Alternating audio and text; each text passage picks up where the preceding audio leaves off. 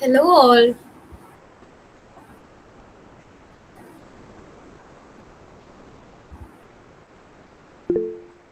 Hi. ആളുകൾ കൂടി വരികയാണല്ലോ നമ്മുടെ ക്ലാസ്സിന്. അത്ര ഇൻട്രസ്റ്റിംഗ് ആണോ ക്ലീ പഠിക്കാൻ?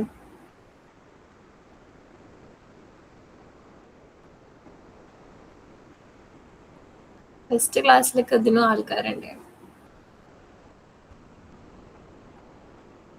എങ്ങനെ പോകുന്നു പ്രിപ്പറേഷൻ ഒക്കെ?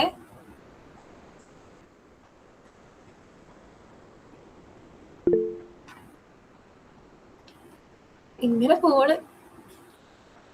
പോവാണെങ്കിൽ പ്രശ്നമാണ്. കുഴപ്പമില്ല.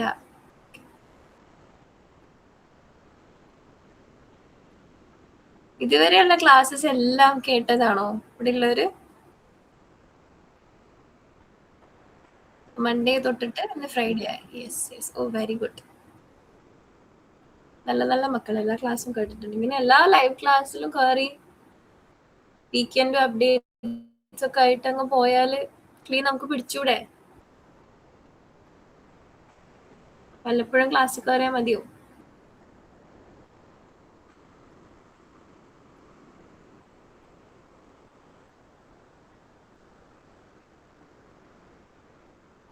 എന്താണ്, നമുക്ക് 2 മിനിറ്റ് വെയിറ്റ് ചെയ്യണോ? നമുക്ക് സ്റ്റാർട്ട് ചെയ്താലോ?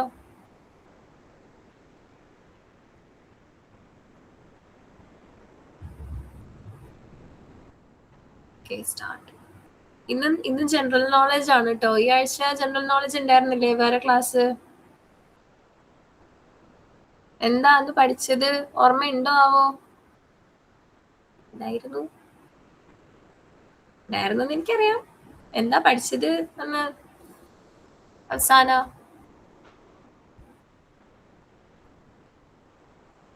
ഒന്നും പഠിച്ചില്ലേ?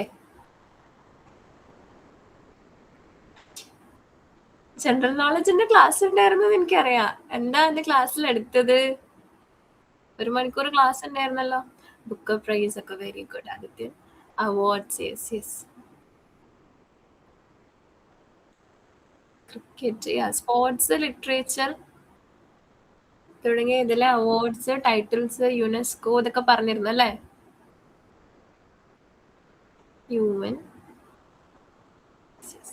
അപ്പൊ ഇന്ന് നമുക്ക് Indian constitutional bodies, defence, leadership, geography തമ്മിൽ കുറച്ച് വാസ്റ്റ് ആയിട്ടുള്ള കാര്യങ്ങളായതുകൊണ്ട് നമുക്ക് ആദ്യം ഇന്റർനാഷണൽ ഏരിയയിൽ നിന്ന് നമുക്ക് നാറ്റോ എന്നൊരു സംഭവം ഉണ്ട്, എല്ലാവരും കേട്ടിട്ടുണ്ടാവും. അതിനെ കുറിച്ചിട്ട് GK വരുന്ന കുറച്ച് വളരെ ഇമ്പോർട്ടൻ്റ് ആയിട്ടുള്ള കാര്യങ്ങൾ മാത്രം പറഞ്ഞു പോവാം. അതിനുശേഷം ഇന്ത്യയുടെ കോൺസ്റ്റിറ്റ്യൂഷണൽ ആൻഡ് സ്റ്റാറ്റ്യൂട്ടറി ബോഡീസ് ആയിട്ട് വരുന്ന കുറച്ച് കമ്മീഷൻസിനെ കുറിച്ചിട്ടും, പിന്നെ ജോഗ്രഫിയിൽ important dates and important places, അങ്ങനെ വളരെ കുറച്ചൊരു 10-15 സ്ലൈഡിൽ നമുക്ക് ഇന്നത്തെ ക്ലാസ് എടുത്ത് പോവാം. അപ്പൊ ക്ലാസ് സ്റ്റാർട്ട് ചെയ്യാം കേട്ടോ. നമുക്ക്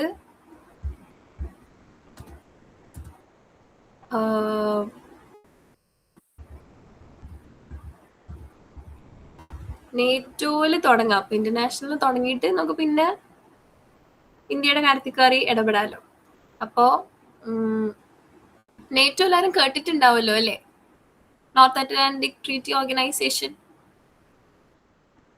+1+2 പഠിച്ചിട്ടുണ്ടാവാൻ സാധ്യതയുണ്ടല്ലോ. യെസ്. ഓക്കെ. അപ്പൊ അത് ഇതിന്റെ എസ്റ്റാബ്ലിഷ്മെന്റ് ഡേറ്റ് നമുക്ക് വളരെ ഇമ്പോർട്ടന്റ് ആയിട്ടുള്ള ഒരു ഡേറ്റ് ആണ് കേട്ടോ. 4 ഏപ്രിൽ അറ്റ്ലീസ്റ്റ് ഇയർ 1949 വളരെ ക്രൂഷ്യൽ ആയിട്ട് ഓർത്തിരിക്കേണ്ട ഒരു ഡേറ്റ് ആണ്. അപ്പോൾ ഈ നേറ്റോ ഫോം ചെയ്യാനുള്ള ആ ഒരു ഡേറ്റിന്റെ ഇമ്പോർട്ടൻസ് എന്താണെന്ന്, ഒരു പ്രധാനപ്പെട്ട സംഭവം കഴിഞ്ഞിട്ടാണ് ഇത് ഫോർമേഷൻ അല്ലേ? അത് വേൾഡ് വാർ 2 ആണ്. വേൾഡ് വാർ 2 എന്നാണ് ഉണ്ടായിരുന്നത്? വേൾഡ് വാർ 1 and 2 ഒക്കെ കേട്ടിട്ടില്ലേ? രണ്ടാമത്തെ വേൾഡ് വാർ കഴിഞ്ഞ വർഷം അറിയാമോ? 1949 അല്ല, എന്തായാലും 1947. 1947 ഇന്ത്യക്ക് സ്വാതന്ത്ര്യം കിട്ടിയതല്ലേ? 1939 to 45 ആണ് കേട്ടോ നമ്മുടെ വേൾഡ് വാർ 2 ഉണ്ടായിരുന്നത്. 1 ഏപ്രിലിൽ തുടങ്ങിയിട്ട് 2 ഏപ്രിലിൽ തീർന്നു എന്ന് പറയാറുണ്ട്. പക്ഷെ രണ്ടും 5-6 വർഷത്തിന് ഡിഫറൻസ് ആയിപ്പോയി. 1 ഏപ്രിൽ 1939 തുടങ്ങിയിട്ട് 2 ഏപ്രിൽ 45 നമ്മുടെ വേൾഡ് വാർ 2 അവസാനിക്കുന്നത്. അപ്പോൾ ഈ വേൾഡ് വാർ സമയത്തൊക്കെ US-ഉം USSR ഒക്കെ ഭയങ്കര കൂട്ടായിരുന്നെങ്കിലും വേൾഡ് വാറിന് ശേഷം നമ്മുടെ USSRന്റെ വളർച്ചയിലും അതുപോലെ അന്നത്തെ കമ്മ്യൂണിസ്റ്റ് ആശയങ്ങളുടെ വളർച്ചയിലൊന്നും അത്ര ഇംപ്രസീവ് ആയിട്ട് തോന്നിയില്ല. അവർ തമ്മിൽ ഭയങ്കര ഒരു ക്ലാഷ് തുടങ്ങി. കോൾഡ് വാറും പ്രശ്നങ്ങളൊക്കെ തുടങ്ങി നിൽക്കുമ്പോഴാണ് വാർസോ പാക്റ്റുമായിട്ട് USSR വന്നു. അതൊക്കെ പൊട്ടിപ്പാളിസായി. USSRും പൊട്ടിപ്പാളിസായി. പക്ഷെ നാറ്റോ ഇപ്പോഴും ഉണ്ട്. NATO is very relevant today also.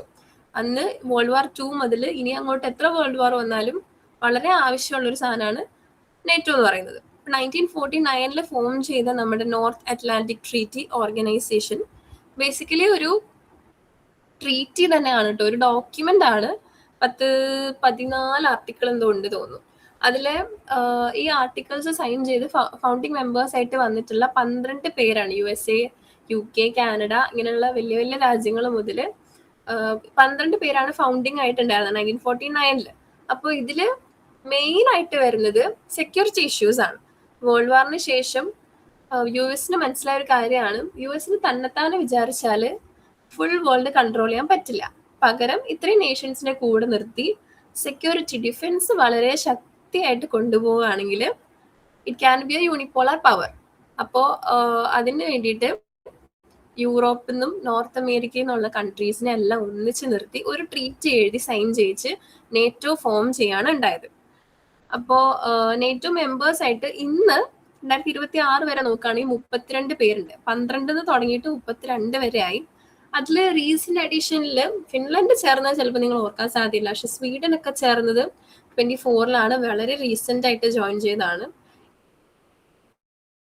ഇതിൽ ഒന്നാമത് ഈ നേറ്റോ കൂടുതൽ വളരാൻ തന്നെയാണ് അവർ ആഗ്രഹിക്കുന്നത്. വീണ്ടും വീണ്ടും നേഷൻസിനെ ആഡ് ചെയ്യാൻ തന്നെ താല്പര്യപ്പെടുന്നതുകൊണ്ട് ആസ്പയറിംഗ് മെമ്പേഴ്സിന്റെ ഒരു ലിസ്റ്റ് ഉണ്ട്. ഇത് കൺഫേംഡ് ആയിട്ട് ഈ ഓപ്പൺ ഡോർ പോളിസിക്കും നേറ്റോയുടെ ട്രീറ്റി ഡെവലപ്മെന്റിനും ഒക്കെ ആയിട്ട് ആസ്പയറിംഗ് ആയിട്ടുള്ള മെമ്പേഴ്സിനെയും കൂടെ അവർ റെക്കഗ്നൈസ് ചെയ്ത് വെക്കും. ഒഫീഷ്യലി അവർ മെമ്പേഴ്സ് ആയിട്ടില്ല, ആകും ഉടനെ. അപ്പൊ അതിൽ ഉള്ള നേഷൻസ് ആണ് ബോസ്നിയ ആൻഡ് ഹെർസിഗോവിന. ഇത് നമ്മുടെ മിഡിൽ ഈസ്റ്റിനൊക്കെ അടുത്തായിട്ട് വരുന്ന നേഷൻസ് ആണ് കേട്ടോ. അതുപോലെ ജോർജിയ, പിന്നെ യുക്രൈൻ ഇതിൽ വരാനൊരു ഇമ്പോർട്ടൻസ് ഉണ്ട്. എന്താണ്? റഷ്യ ആയിട്ടുള്ള വാർ ഭയങ്കര ശക്തമായിട്ട് വന്നുകൊണ്ടിരിക്കുന്ന ഒരു സമയമായിരുന്നു. അപ്പോൾ അന്ന് തൊട്ടിട്ട് യുക്രൈനിന് നേറ്റോയില് ആസ്പയറിംഗ് മെമ്പർ ആയിട്ടുള്ള ഒരു റെക്കഗ്നീഷൻ കിട്ടിയിട്ടുണ്ട്. ഉടൻ തന്നെ ആവുകയും ചെയ്യുമായിരിക്കും.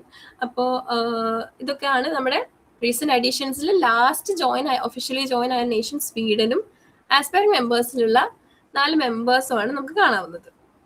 അതിൽ നാറ്റോയുടെ കോർ ഒബ്ജക്റ്റീവ്സ് നമുക്ക് നോക്കുകയാണെങ്കിൽ ഈ നമ്മളൊരു ട്രീറ്റിയിലാണ് ഇത് ഫോം ചെയ്തതെന്ന് പറയാമല്ലോ. അതിൽ ആർട്ടിക്കിൾ 5 ആണ് നമുക്ക് ഏറ്റവും പ്രധാനപ്പെട്ടതായിട്ട് വരുന്നത്. അതായത് 1 for all, all for one എന്നുള്ള ഒരു ഫ്രേസോടെ തുടങ്ങുന്ന ഈ ആർട്ടിക്കിൾ 5 മേജറായിട്ടും പറയുന്നത് ഒരു നേഷൻ, ഇപ്പോൾ 32 പേരുണ്ടല്ലോ, അതിൽ ഒരു നേഷനെതിരെ മാത്രമായിട്ട് ഒരു അറ്റാക്ക് ഉണ്ടാകുന്നതാണെങ്കിൽ ആ നേഷൻ മാത്രമല്ല, പകരം കൂടെയുള്ള ബാക്കി 31 നേഷൻസും ഒന്നിച്ച് അവർക്കെതിരെ തന്നെ വന്ന ഒരു പ്രശ്നമായിട്ട് ഇതിനെ കണ്ട് ഒന്നിച്ച് നിന്നിട്ട് അതിനെ ഡിഫെൻഡ് ചെയ്യണം എന്നുള്ളൊരു പോളിസിയാണ്.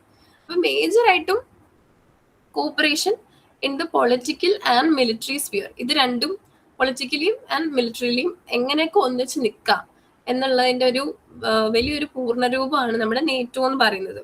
അപ്പൊ അതിൽ ഈ ആർട്ടിക്കിൾ 5 വെച്ചിട്ടാണ് എല്ലാ നേഷൻസിന്റെയും മിലിറ്ററി കോപ്പറേഷൻ ഉറപ്പാക്കിക്കുന്നത്. അപ്പം ഒരേ ഒരു തവണ ഇത് ആർട്ടിക്കിൾ 5 ഇൻവോക്ക് ചെയ്യപ്പെടേണ്ടി വന്നിട്ടുള്ളൂ. അത് 9/11 ആണ്. 9/11 എന്താ സംഭവം കേട്ടിട്ടുണ്ടാവല്ലോ. 9/11 കേട്ടിട്ടുള്ളവരൊക്കെ തന്നെയാണ് ടെററിസ്റ്റ് അറ്റാക്ക്. യെസ്. അപ്പൊ ആ സമയത്ത് മാത്രമാണ് ആർട്ടിക്കിൾ 5 ഇൻവോക്ക് ചെയ്യേണ്ടി വന്നിട്ടുള്ളത്. അതിനുശേഷം വന്നിട്ടില്ല. ഉടനെ വരാനുള്ള എല്ലാ സാധ്യതകളും നമുക്ക് കാണുന്നുണ്ട്. അപ്പോൾ 2025 ഹേഗ് സമ്മിറ്റ് ആണ് അവസാനമായിട്ട് നമ്മുടെ നേറ്റോക്ക് അങ്ങനെ ഒഫീഷ്യലായിട്ട് വൺസ് ഇൻ എ ഇയർ അല്ലെങ്കിൽ ബൈ ആനുവലി മീറ്റിംഗ് എന്നൊക്കെ പറഞ്ഞ് ഒഫീഷ്യൽ ആയിട്ടുള്ള അങ്ങനെ ഒരു സംഭവം ഇല്ല കേട്ടോ. അവര് മീറ്റ് ചെയ്യപ്പെടേണ്ട ആവശ്യങ്ങൾക്കുള്ള സമയങ്ങൾ മീറ്റ് ചെയ്യുന്നു എന്നുള്ള ഒരു സിസ്റ്റമേ ഉള്ളൂ. അതിൽ ലേറ്റസ്റ്റ് ആയിട്ട് ഇപ്പോൾ ഉള്ള അപ്ഡേറ്റ് 2026 ടർക്കിയിൽ മീറ്റ് ചെയ്യപ്പെടാം എന്ന് പറയുന്നു. അപ്പോൾ 25 ഹേഗ് സമ്മിറ്റിൽ വെച്ചിട്ട് ഡിഫൻസിൽ തന്നെയാണ് റീസെന്റ് അപ്ഡേറ്റ് ഉണ്ടായിരിക്കുന്നത്. അതിൽ members have pledged 5% of their GDP to be spend on defence എന്നുള്ളൊരു പ്ലെഡ്ജ് എടുത്തിട്ടുണ്ട്. അതുപോലെ സെക്യൂരിറ്റി ത്രെറ്റ്സിന് വേണ്ടിയിട്ട് കൂടുതൽ ഫോക്കസ് കൊടുക്കാനുമായിട്ടും നേറ്റോ മെമ്പേഴ്സിന് വേണ്ടിയിട്ട് ഈ സബ്മിറ്റിൽ ഒരു തീരുമാനമായിട്ടുണ്ട്. അങ്ങനെ നമ്മുടെ നേറ്റോന്റെ ഡിഫൻസ് മെക്കാനിസം എങ്ങനെയൊക്കെ ശക്തിപ്പെടുത്താം. അപ്പോൾ ഒരു നേഷൻ ശക്തിപ്പെടുത്തുന്നത് ബാക്കി 31 രാഷ്ട്രങ്ങൾക്കും വേണ്ടിയിട്ടാണ്. യു എസ് ഡെവലപ്പ് ചെയ്യുകയാണെങ്കിൽ അത് കാനഡയ്ക്കും UK-ക്കും ലക്സംബർഗിനും എല്ലാവർക്കും വേണ്ടിയിട്ട് ഒരു ഇഷ്യൂ വരുമ്പോൾ യൂസ് ചെയ്യാനാണ്. ഈ നേറ്റോ എന്ന ടൈറ്റിൽ ഒരു മിലിറ്ററി ആർമിയോ ഒരു പൊളിറ്റിക്കൽ റെജീമോ ഗവൺമെന്റോ ഒന്നുമില്ല. എല്ലാം ഇൻഡിപെൻഡന്റ് ആയിട്ടുള്ള ഓരോ രാജ്യങ്ങളുടെയും ഗവൺമെന്റും ആർമിയും ഒക്കെ തന്നെയാണ്. പക്ഷെ ഒരു ഇഷ്യൂ ആയിട്ട് വരുമ്പോൾ the whole thing should be constituted as one. Article 5 ഉപയോഗിച്ചിട്ട് ഒന്നിച്ച് നിൽക്കുക എന്നുള്ള ഒരു ഐഡിയ ആണ് നേറ്റോയ്ക്കുള്ളത്. അപ്പൊ നേറ്റോയില് നമ്മൾ പറഞ്ഞു പൊളിറ്റിക്കലി ആൻഡ് മിലിറ്ററി ഉള്ള കോപ്പറേഷൻ ആയതുകൊണ്ട് പൊളിറ്റിക്കൽ ലീഡർഷിപ്പിന് ഒരു സ്ട്രക്ചർ കൊടുത്തിട്ടുണ്ട്, മിലിറ്ററി ലീഡർഷിപ്പിന് ഒരു സ്ട്രക്ചർ കൊടുത്തിട്ടുണ്ട്.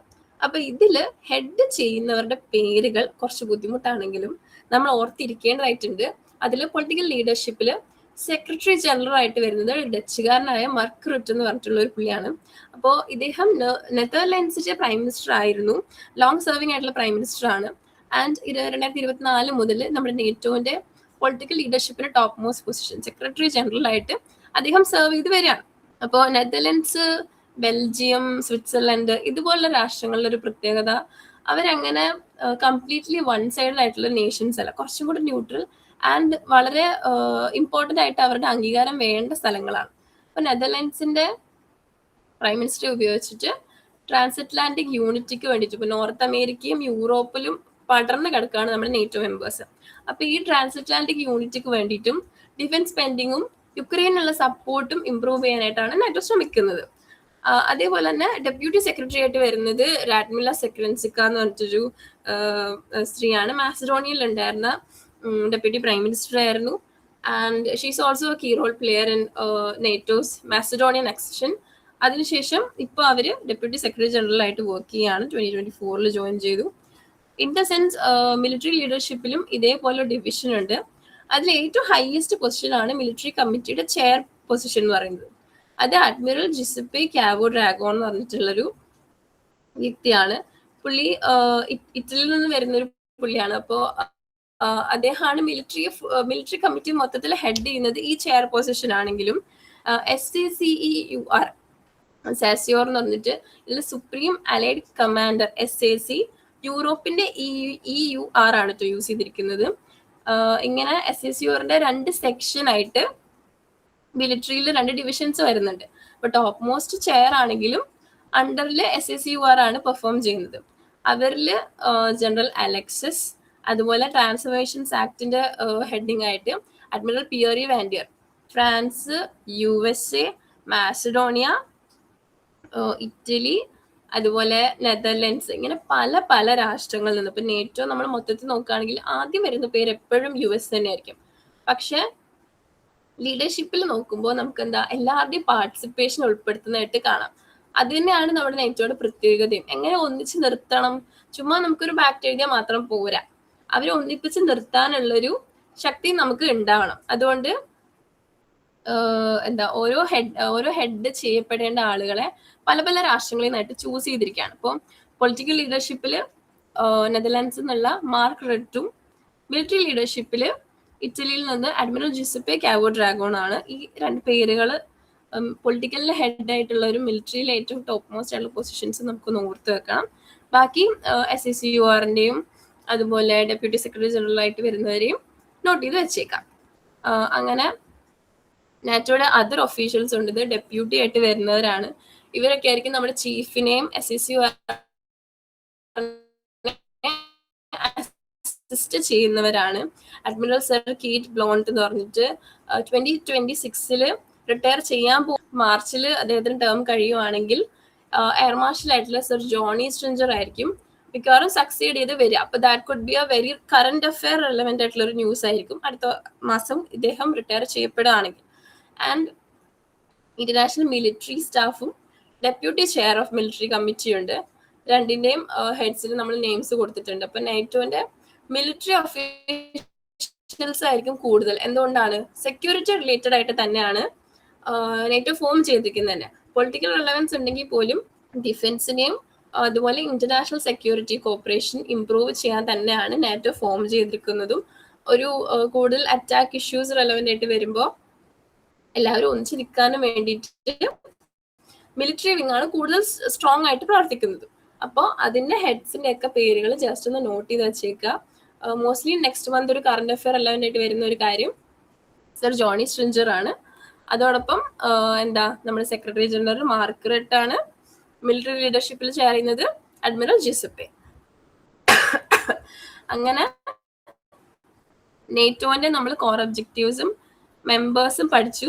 എസ്റ്റാബ്ലിഷ്മെന്റ് ഇയർ മറക്കരുത്, 4 April 1949 നേറ്റോന്റെ ഫോർമേഷൻ വന്നിട്ടുള്ളത്. ഫൗണ്ടിങ് മെമ്പേഴ്സ് ആയിട്ടുള്ള 12 പേരെയും നോട്ട് ചെയ്ത് വെച്ചേക്കുക. ഈ 12 പേരുടെയും പേരുകൾ പഠിച്ചു വെക്കുന്നത് നല്ലതാണ്. ഓക്കെ, അപ്പോൾ ദാറ്റ് ഇസ് അബൌട്ട് നേറ്റോ. ഇനി ഇന്റർനാഷണൽ റെലവൻ്റ് ആയിട്ട് നമ്മൾ ഇന്ന് വേറെ ഓർഗനൈസേഷൻസ് നോക്കുന്നില്ല, പകരം നമ്മുടെ കോൺസ്റ്റിറ്റ്യൂഷൻ ആൻഡ് സ്റ്റാറ്റ്യൂട്ടറി ബോഡീസ് ആണ്. അപ്പൊ അതിൽ ഏറ്റവും ഇമ്പോർട്ടൻ്റ് ആയിട്ട് നമ്മൾ നോക്കാൻ പോകുന്നത് UPSC ആണ്. അപ്പോൾ UPSC എല്ലാവരും കേട്ടിട്ടുള്ള സംഭവമാണല്ലോ അല്ലേ? എക്സാംസ് ഒക്കെ ചിലപ്പോൾ നോക്കുന്നവരും പഠിക്കുന്നവരും ഒക്കെ ഉണ്ടാവും. UPSC ആസ്പിറൻസ് ഒക്കെ ഉണ്ടോ ഇതിനകത്ത്? ആസ്പിറൻസ് ഒന്നുമില്ല. ആസ്പിറന്റ് ആയിക്കോളും, സമയമുണ്ടല്ലോ. 5 ഇയറുകാർ കൂടുതൽ ലേറ്റ് ആവാം. അപ്പോൾ UPSC നമുക്കൊരു കോൺസ്റ്റിറ്റ്യൂഷണൽ ബോഡിയാണ് കേട്ടോ. First of all part 14 article 315 constitution അന്ന് എഴുതുമ്പോഴേ പറഞ്ഞിട്ടുള്ളൊരു സംഭവമാണ് നമുക്ക് പബ്ലിക് സർവീസ് കമ്മീഷൻസിന്റെ ഫോർമേഷനെ കുറിച്ചിട്ട്. അപ്പോൾ നമുക്ക് എക്സാം കണ്ടക്ട് ചെയ്ത് മാത്രമേ ഇവരെ പറ്റി UPSC എന്ന് കേട്ടിട്ടുള്ളൂ. ഇതൊരു ഓർഗനൈസ്ഡ് ആയിട്ടുള്ള ഒരു കമ്മീഷൻ തന്നെയാണ്. റിക്രൂട്ട്മെന്റിന് വേണ്ടിയിട്ടും ക്വസ്റ്റ്യൻ പേപ്പർ സെറ്റിങ്ങിന് വേണ്ടിയിട്ടും ഒക്കെ ആയിട്ട് പ്രവർത്തിക്കുകയും നമ്മൾ സിവിൽ സർവൻസിന്റെ അപ്പോയിന്റ്മെന്റ് ആൻഡ് റിലേറ്റഡ് ആയിട്ടുള്ള ഡിസ്മിസൽ വരെയുള്ള ഇഷ്യൂസ് ഫ്രെയിം ചെയ്യുന്നതും കമ്മീഷനാണ്. അപ്പോൾ പാർട്ട് 14 മൊത്തത്തിൽ services under the States and union എന്ന് പറഞ്ഞിട്ടുള്ള ഒരു സെക്ഷനാണ് കോൺസ്റ്റിറ്റ്യൂഷനിൽ ഉള്ളത്. അതിൽ മെൻഷൻ ചെയ്തിട്ടുണ്ട്. ഇതിന്റെ ചെയർമാന്റെ നെയിം നമ്മൾ ശ്രദ്ധിക്കേണ്ട ഒരു പേരാണ് doctor Ajay Kumar. So he was A former defence secretary and 2025 മുതൽ UPSCയുടെ ചെയർമാൻ ആയിട്ട് ഇദ്ദേഹം പ്രവർത്തിക്കുകയാണ് കേട്ടോ. ആൻഡ് സെക്രട്ടറി ആയിട്ട് വരുന്നത് ശശി രഞ്ജൻ കുമാർ. അപ്പോൾ ഇദ്ദേഹം വരുന്നത് സെക്രട്ടറി ആയിട്ടാണ്, അതായത് executive wing administrative wing of the UPSCയുടെ ഹെഡാണ് ശശി രഞ്ജൻ കുമാർ. ഇതിൽ മറ്റ് കോർ മെമ്പേഴ്സ് ആയിട്ട് 4 പേരുണ്ട്. സുജാത ചതുർവേദി, വിദ്യുത് ബിഹാരി, സുമൻ ശർമ്മ, ലഫ്റ്റനന്റ് ജനറൽ രാജ് ശുക്ല, ഇവരൊക്കെ. അപ്പോൾ മിക്കവാറും മേജർ പൊസിഷൻസ് നിന്ന് റിട്ടയർമെന്റ് കഴിഞ്ഞ് വരുന്നവരൊക്കെ തന്നെയായിരിക്കും ഇവര്. അപ്പോൾ ഈ കോർ മെമ്പേഴ്സും ചെയർമാനും ചേർന്നിട്ടാണ് UPSCയുടെ സോൾ റെസ്പോൺസിബിലിറ്റി ഏറ്റെടുക്കുന്നത്. അപ്പൊ അതിൽ ചെയർമാന്റെ പേര് വളരെ ഇമ്പോർട്ടന്റ് ആയിട്ട് നോട്ട് ചെയ്യുക. Doctor Ajay Kumar is the current chairman of the UPSC. And UPSC പോലെ തന്നെ നമ്മൾ വളരെ ഇമ്പോർട്ടൻ്റ് ആയിട്ട് കേട്ട് വരുന്ന ഒരു ഓർഗനൈസേഷൻ ഇൻ ക്ലീ എക്സാംസ്, ഇത് നീതി ആയോഗ് ആണ്. NITI Aayog constitutional ബോഡിയാണോ statutory ബോഡിയാണോ? ആർക്കെങ്കിലും അറിയോ? നീതി ആയോഗ് കേട്ടിട്ടുണ്ടോ ആളുകള്? നമ്മുടെ പ്ലാനിങ് കമ്മീഷൻ എന്നൊക്കെ പറയുന്ന വലിയ വലിയ സംഭവങ്ങളെ റീപ്ലേസ് ചെയ്ത ഒരു ട്രാൻസ്ഫോർമേറ്ററി പ്രോഗ്രാം ആയിരുന്നു നീതി ആയോഗ്. സ്റ്റാറ്റ്യൂട്ടറി അല്ലേ? സ്റ്റാറ്റ്യൂട്ടിന്റെ പേരെന്തായി? എന്ത് സ്റ്റാറ്റ്യൂട്ട് വെച്ചിട്ടാണ് ഉണ്ടാക്കിയത്?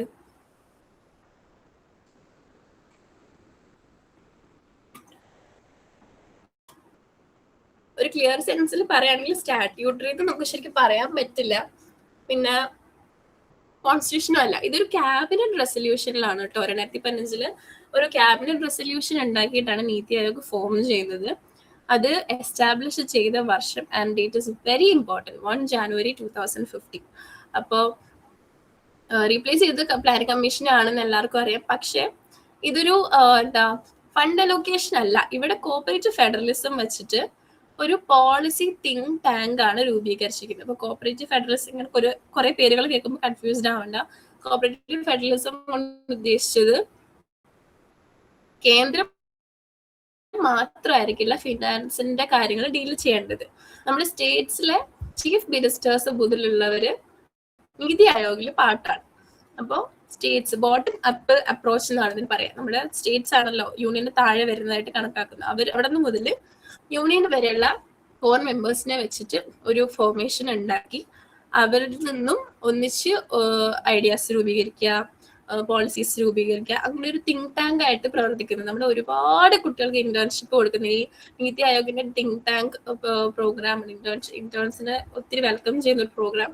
അപ്പോൾ ജസ്റ്റ് ഇന്ന ഫണ്ട് എവിടെ പോകണം എന്നുള്ളൊരു കാര്യം മാത്രമല്ല, സ്റ്റേറ്റ്സിനുള്ള സജഷൻസും ഏറ്റവും കൂടുതൽ കേൾക്കാൻ പറ്റുന്നത്, ഫിനാൻസിനെ ഇത്രയ്ക്കും എവിഡൻസ് ബേസ്ഡ് ആക്കിയ ഒരു പോളിസി മേക്കിംഗ് ഐഡിയ ആക്കി പറ്റിയത് നീതി ആയോഗാണ്.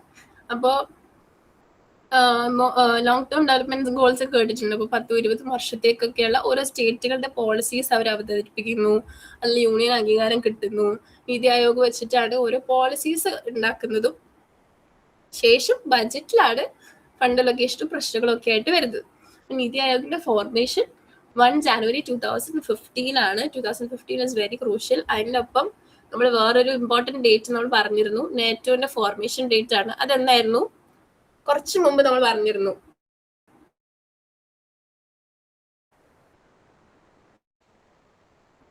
ഇയർ മാത്രം പറഞ്ഞാൽ മതി, കുഴപ്പമില്ല.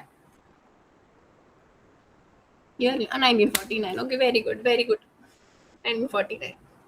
ഇവിടെ 2015 കാര്യമാണ്. അപ്പം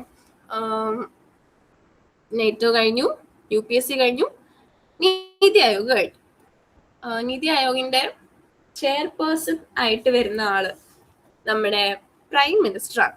ഇത് 2015 മുതൽ എക്സഫീഷ്യേറ്റ് ആരാണ് പ്രൈം മിനിസ്റ്റർ? എക്സഫീഷ്യോ ഒക്കെ അറിയാലോ, പൊസിഷനിലാണ് കൊടുത്തിരിക്കുന്നത്, പേഴ്സണലല്ല.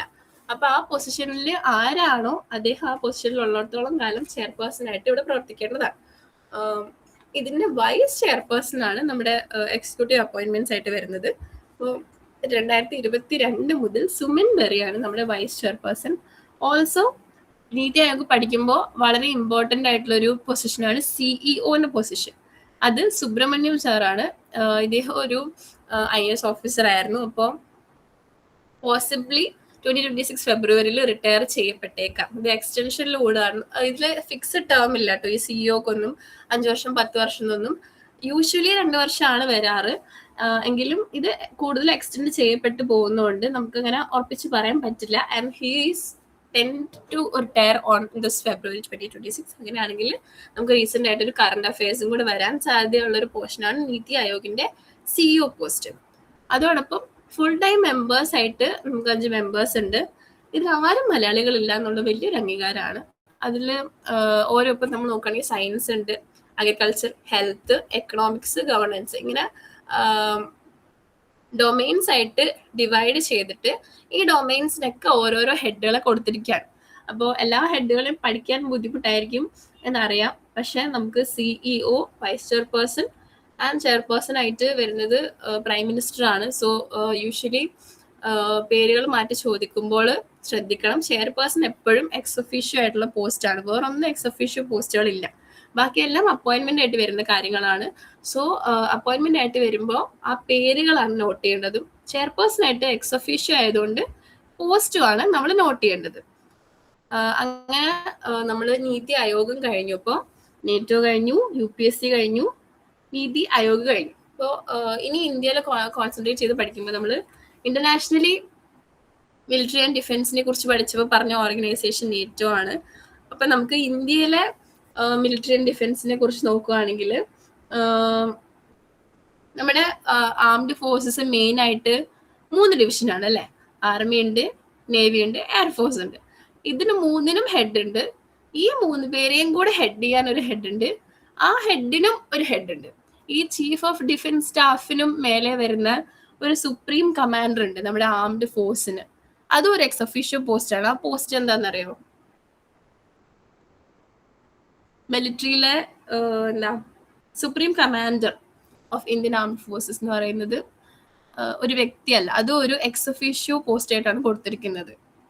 നമ്മുടെ വളരെ ഇമ്പോർട്ടൻറ്റ്, ഏറ്റവും ഹയസ്റ്റ് റെലവൻറ്റ് എക്സിക്യൂട്ടീവ് പോസ്റ്റ് ആണത്. പ്രസിഡന്റ് ആണ്. യെസ് സുഹാന, പ്രസിഡന്റ് ആണ്. അപ്പൊ പ്രസിഡന്റ് യൂണിഫോംഡ് അല്ല, ഇതിൽ ഹയസ്റ്റ് യൂണിഫോംഡ് ഓഫീസർ എന്ന് നമുക്ക് പറയാൻ പറ്റുന്നത് CDS ആണ്, ചീഫ് ഓഫ് ഡിഫൻസ് സ്റ്റാഫ്. അതിൽ ജനറൽ അനിൽ ചൗഹാൻ ആണ് ഇപ്പൊ നമ്മുടെ കോർഡിനേറ്റ് ചെയ്യുന്നത് 3നെയും. അതേപോലെ ഓരോ ആർമി, നേവി, എയറിന്റെയും ചീഫ് സ്റ്റാഫിന് നമ്മൾ കൊടുത്തിട്ടുണ്ട്. ഈ പേരുകളെല്ലാം നമുക്ക് നോട്ട് ചെയ്യേണ്ട കാര്യങ്ങളാണ്, ക്ലിയർ ഓറിയന്റഡ് ആയിട്ട് വരേണ്ട പേരുകളാണ്. ആർമിക്ക് ജനറൽ ഉപേന്ദ്ര ദ്വിവേദി, നേവലിന് അഡ്മിറൽ ദിനേശ് കുമാർ ത്രിപാഠി, എയർ സ്റ്റാഫായിട്ട് ചീഫ് മാർഷൽ അമർപ്രീത് സിംഗ്. ഈ 3 പേരുകളും ആൻഡ് ആഡഡ് ടു ഇറ്റ് CDSഉം നോട്ട് ചെയ്യേണ്ട പേരുകളാണ്. ഇതൊന്നും വിട്ട് കളഞ്ഞേക്കരുത്. കുറെ പേരുകൾ പഠിക്കാനുണ്ടാവും ക്ലീക്ക് മൊത്തം ജനറൽ നോളജിലും, പക്ഷെ ഇത് ആവശ്യമുള്ള കാര്യങ്ങളാണ്. CDS is very important. Recent ആയിട്ടാണ്, കുറച്ച് വർഷങ്ങൾക്ക് മുമ്പാണ് ആ പോസ്റ്റ് തന്നെ വരുന്നത്. അപ്പൊ അതെന്താണ്, നമ്മുടെ ഹയസ്റ്റ് യൂണിഫോം പൊസിഷനാണ്. ഇദ്ദേഹമാണ് എന്താ പ്രസിഡന്റിന്റെ മിലിറ്ററി അഡ്വൈസർ ആണ് കേട്ടോ. ഈ ജോബ് എന്ന് പറയുമ്പോഴേക്കും 3 എന്താ ആംഡ് ഫോഴ്സസിനെ നോക്കുക വേണം, അതേപോലെ പ്രസിഡന്റിനെ അഡ്വൈസും ചെയ്യുന്നത് ഈ പോസ്റ്റിലുള്ള ആളായിരിക്കും, ഈ CDS പോസ്റ്റിലുള്ള ആളായിരിക്കും. അപ്പം ഡിഫൻസ് സെക്രട്ടറി എന്ന് പറഞ്ഞൊരു പോസ്റ്റിൽ രാജേഷ് കുമാർ സിംഗ് ആണ് ഇപ്പൊ സെർവ് ചെയ്യുന്നത്. ഇദ്ദേഹമാണ് മിനിസ്ട്രി ഓഫ് ഡിഫൻസിന്റെ അഡ്മിനിസ്ട്രേറ്റീവ് ഹെഡ് ആയിട്ട് വരുന്ന പോസ്റ്റാണ്. അപ്പോൾ എക്സിക്യൂട്ടീവ് വിങ്ങിനെയും മിലിറ്ററി വിങ്ങിനെയും ഒന്നിച്ച് കൊണ്ടുപോകുന്നത് ഈ administration head of the ministry of defence ആണ്, അത് രാജേഷ് കുമാർ സിംഗ് ആണ്. അപ്പം നമ്മുടെ മിലിറ്ററി ആൻഡ് ഡിഫൻസിന്റെ മറ്റ് ലീഡേഴ്സ് ആയിട്ട് വരുന്ന ഈ 4 പേരുകൾ, Anil Chauhan, Upendra Dwivedi, admiral Dinesh Kumar Tripathi, chief marshal Amarpreet Singh. ഈ പേരുകൾ വളരെ ഇമ്പോർട്ടൻ്റ് ആയിട്ട് നോട്ട് ചെയ്ത് വെച്ചേക്കാം, വളരെ ആവശ്യമുള്ള കാര്യങ്ങളാണ്. അപ്പോൾ ഈ അടുത്തൊരു ഇഷ്യൂ ഒക്കെ ആയിട്ട്, ഒരു ബുക്ക് റിലീസിന്റെ ഒക്കെ പ്രശ്നങ്ങളൊക്കെ ആയിട്ട് ഒരു പേര് വന്നിരുന്നു, MM നരവണെ എന്ന് പറഞ്ഞിട്ടൊരു പേരില് നമ്മുടെ രാഹുൽ ഗാന്ധി പാർലമെന്റിൽ ഇഷ്യൂ ഒക്കെ ആയ അപ്ഡേറ്റ്സ് ഒക്കെ കേട്ടായിരുന്നു. കറണ്ട് അഫയേഴ്സ് ആയിട്ട് വന്നിട്ടുള്ള ഇഷ്യൂസ് ആണ് ഇതൊക്കെ. പുള്ളി ആരായിരുന്നു ഇതിനകത്ത്? ഡിഫൻസ് സ്റ്റാഫ് ആയിരുന്നോ, ആർമി സ്റ്റാഫ് ആയിരുന്നോ, നേവൽ സ്റ്റാഫ് ആയിരുന്നോ? ചൈന ഇഷ്യൂസ് ഒക്കെ വന്നപ്പോ അദ്ദേഹം ആർമി സ്റ്റാഫായിട്ട്, ഫോർമർ ഡിഫൻസ് ചീഫ് ആണ് പുള്ളി, ആർമി സ്റ്റാഫ് അല്ലായിരുന്നോ MM നരവണെ? എന്തായിരുന്നു ഇഷ്യൂ എന്നൊക്കെ ഓർമ്മയുണ്ടോ? ഒരു ബുക്ക് റിലീസിന്റെ ഇഷ്യൂ ഒക്കെ ആയിട്ട് വന്നിട്ട് എന്താണ് നമ്മുടെ ഗവൺമെന്റിലുള്ള ഫുൾ ഇഷ്യൂസ്, ഈ എക്സിക്യൂട്ടീവ് വിങ്ങും മിലിറ്ററി വിങ്ങും ഒന്നിച്ചു പോവാത്തതിന്റെ ഏറ്റവും വലിയൊരു തുറന്നുകാട്ടലായിരുന്നു എന്താ MM നരവണയുടെ ഈ ബുക്ക് അല്ലേ? അപ്പൊ അതിനെ ചൊല്ലിയിട്ട് വലിയ വിമർശനങ്ങളും പ്രശ്നങ്ങളും ഒക്കെയാണ് വന്നിട്ടുള്ളത്. അപ്പോൾ നമുക്കറിയാം, ഇപ്പൊ ഈ പോസ്റ്റുകളിലൊക്കെ പേരുകൾ നോട്ട് ചെയ്യുന്നുണ്ടെങ്കിൽ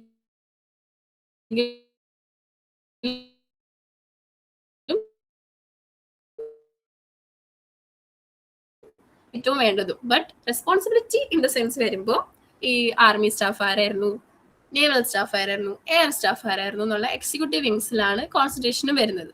അപ്പൊ അവരുടെ പേരുകൾ എസ്പെഷ്യലി നോട്ട് ചെയ്ത് വെച്ചേക്കുക. ഇനി നാളത്തെ ന്യൂസ് ആയിട്ടും നാളത്തെ ബുക്ക് റിലീസും മെമ്മോസ് പ്രശ്നങ്ങളായിട്ട് വരാൻ പോകുന്നത് ചിലപ്പോൾ ഇവരായിരിക്കും. ഓക്കെ, അപ്പോ അതാണ് about military and defence in India. ഇതിലിപ്പോ നേറ്റോ കഴിഞ്ഞു, UPSC, NITI Aayog, military and defence, പിന്നെ അടുത്ത കോൺസ്റ്റിറ്റ്യൂഷണൽ ഹെഡ്സ് ആയിട്ട് വരുന്ന പേരുകൾ. ഇതിൽ ഓൾമോസ്റ്റ് എല്ലാ പേരുകളും നിങ്ങൾ കേട്ട് സാധ്യതയുള്ള പേരുകളാണല്ലേ. Chief justice of India Suryakant ആണ് ഏറ്റവും റീസെന്റ് ആയിട്ട് ഉള്ള എന്താ chief justice of India Suryakant. നമ്മുടെ നവംബറിൽ മാറിയിട്ടേ ഉള്ളൂ. Head of the Indian judiciary ആയിട്ട് വരുന്ന എന്താ ചീഫ് ജസ്റ്റിസ് ആണ്. ഫസ്റ്റ് ചീഫ് ജസ്റ്റിസ് ആരായിരുന്നു ഓർമ്മയുണ്ടോ? 1053-ാമത്തെ ചീഫ് ജസ്റ്റിസ് ആയി ഇന്ത്യയിൽ. ആദ്യത്തെ ചീഫ് ജസ്റ്റിസിനെ ഓർമ്മയുണ്ടോ?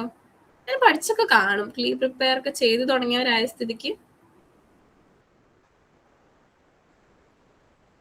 ഇതൊന്നും നോക്കിയില്ല. First chief justice, first attorney general, ഇതൊക്കെയാണ് ബേസിക് ആയിട്ടുള്ള GK ആണ് കേട്ടോ. നമ്മുടെ ക്ലീക്ക് ആദ്യമായിട്ടുള്ള ഇമ്പോർട്ടൻറ്റ് പൊസിഷനിൽ ആദ്യമായിട്ട് സെർവ് ചെയ്ത ആരായിരുന്നു, ആൻഡ് ഇപ്പോൾ ആരാണ് സെർവ് ചെയ്യുന്നത്, ഇതാണ് പ്രധാനമായിട്ടും അങ്ങോട്ടും ഇങ്ങോട്ടും ചോദിച്ചു കാണാനുള്ള സംഭവമാണ് പണ്ടോട്ടെ ക്ലീയിൽ. ഫസ്റ്റ് ചീഫ് ജസ്റ്റിസ് എന്ന് പറയുന്നത് SJ കനിയ ആണ് കേട്ടോ. ഇതൊക്കെ നോട്ട് ചെയ്ത് വെക്കേണ്ട കാര്യങ്ങളാണ്. ഇപ്പോൾ സൂര്യകാന്താണ് നമ്മുടെ ചീഫ് ജസ്റ്റിസ് ആയിട്ട് സെർവ് ചെയ്യുന്നത്. അറ്റോർണി ജനറൽ ആയിട്ട് R വെങ്കട്ടരമണി, ഞാൻ പഠിക്കുന്ന കാലം തൊട്ടേ ഇവരൊക്കെ തന്നെ കേട്ടോ. R വെങ്കട്ടരമണിയാണ്. ഈ അറ്റോർണി ജനറൽ എന്നൊക്കെ പറഞ്ഞാൽ ഹയസ്റ്റ് ലീഗൽ അഡ്വൈസർ ആണ് കേട്ടോ നമ്മുടെ ഗവൺമെന്റിന് വേണ്ടിയിട്ട്. അപ്പോൾ ഈ പൊസിഷനിൽ കറന്റിലായിട്ടുള്ള R വെങ്കട്ടരമണിയാണ്. ഈ പേരുകളൊക്കെ വെരി വെരി ക്രൂഷ്യൽ, നല്ലോണം നോട്ട് ചെയ്ത് വെച്ചേക്കാം. ചീഫ് ജസ്റ്റിസിനെ ചിലപ്പോൾ ചോദിച്ചില്ലെന്ന് വരാം. R വെങ്കട്ടരമണി, അതുപോലെ ക്യാബിനറ്റ് സെക്രട്ടറി, CAG, ഇതൊക്കെ നോട്ട് ചെയ്യേണ്ട പേരുകളാണ്. ക്യാബിനറ്റ് സെക്രട്ടറി ആയിട്ട് ഇപ്പോൾ ഉള്ളത് TV സോമനാഥനാണ്, തമിഴ്നാട് നിന്നുള്ള ഒരു civil servant, retired civil servant ആണ്. ആൻഡ് സി എ ജി ആയിട്ട് ഒക്കെ കോൺസ്റ്റിറ്റ്യൂഷണൽ പോസ്റ്റ് ആണ്. നമ്മുടെ ആർട്ടിക്കിൾ 148 മുതൽ 152 തൊട്ടാണ് പറയുന്നത് സി എ ജിനെ കുറിച്ചിട്ട്. ഇപ്പൊ ഈ പോസ്റ്റില് കെ സഞ്ജയ് മൂർത്തി എന്നുള്ളൊരു വ്യക്തിയാണ് ഇപ്പൊ 24 ജോയിൻ ആയിട്ടേ ഉള്ളൂ. അപ്പോൾ സി എ ജിയുടെ ജോലി എന്തൊക്കെയാ അറിയാലോ, നമ്മുടെ കൺസോളിഡേറ്റഡ് ഫണ്ടിനെ കേന്ദ്രീകൃതമായിട്ടുള്ള എന്താ സ്പെൻഡിങ്ങും റവന്യൂസും ക്രോസ് ചെക്ക് ചെയ്യും, നമ്മുടെ ഗവൺമെന്റ് ഫണ്ട് ചെയ്യുന്ന കമ്പനീസിനെയൊക്കെ അതിന് ബജറ്റ് അപ്ഡേറ്റ്സ് കൊടുക്കുക, ഇതെല്ലാം നോട്ട് ചെയ്യുന്നത് എന്താണ് സി എ ജിയുടെ ജോബാണ്. അപ്പൊ കറന്റ് ആയിട്ട് സി എ ജി പോസ്റ്റ് കേട്ടിട്ടുള്ളതല്ലേ എല്ലാവരും? ഈ അറ്റോർണി ജനറൽ വരെയൊക്കെ കേട്ടിട്ടുള്ളൂ, സി എ ജി എന്നൊക്കെ കേട്ടിട്ടില്ലേ? ആരും മിണ്ടുന്നില്ല, എല്ലാരും പോയോ?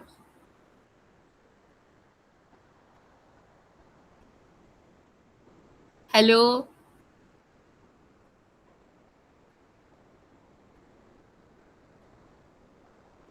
കേട്ടിട്ടില്ല. കേട്ടിട്ടില്ലെങ്കിൽ അത് കേട്ടിട്ടില്ല പറഞ്ഞാൽ മതി, പ്രശ്നമൊന്നും ഇല്ലല്ലോ. ജി കെ ആയതുകൊണ്ട് കുറെ വൺ വേർഡ്സ് ആണ് കേട്ടോ, നമുക്ക് ഇതിൽ കഥയൊന്നും പറയാനില്ല. ജസ്റ്റ് ഇങ്ങനെ പൊസിഷൻ ബൈ ഹാർട്ട് ഇങ്ങനെ പേരുകൾ ബൈ ഹാർട്ട് ഇതുപോലെ തന്നെയാണ് കൂടുതലും.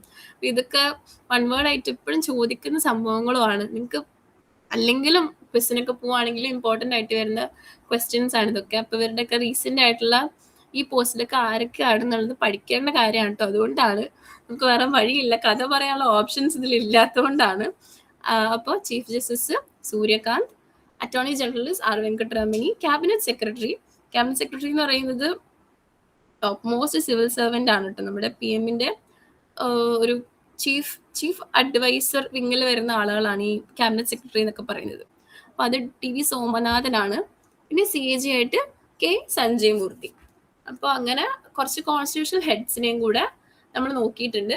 നമ്മൾ തുടങ്ങിയത് നേറ്റോ എന്നാണ്, പിന്നെ വന്നത് UPSC വന്നു, നീതി ആയോഗ് വന്നു, മിലിറ്ററി ആൻഡ് ഡിഫൻസ് വന്നു, കുറച്ച് കോൺസ്റ്റിറ്റ്യൂഷണൽ ഹെഡ്സിനെ കുറിച്ച് നമുക്ക് ഡിസ്കസ് ചെയ്തു.